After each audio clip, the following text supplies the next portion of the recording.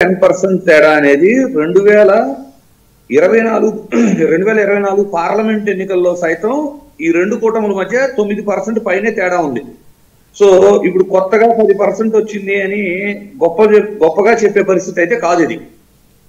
కాకపోతే ఏంటంటే మీరు కానీ తీసుకుంటే 2020 అసెంబ్లీ ఎన్నికల్లో పోటాపోటీగా ఇద్దరికి 10,000 తేడా కూడా లేదు.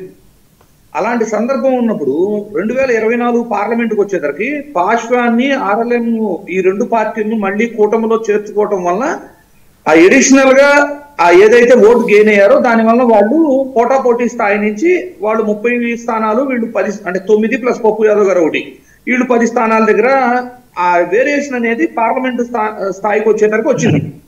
కేవలం పాశ్వాన్ అండ్ ఆర్ఎల్ఎం టీముల్ని మళ్ళీ రీయూనియన్ చేసుకోవటం వల్ల.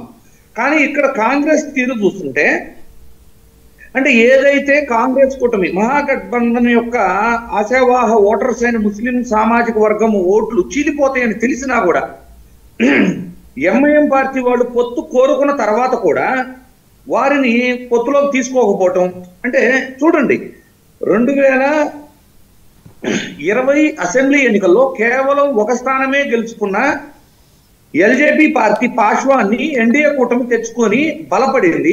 అదే పరిస్థితుల్లో ఇక్కడేమో అంటే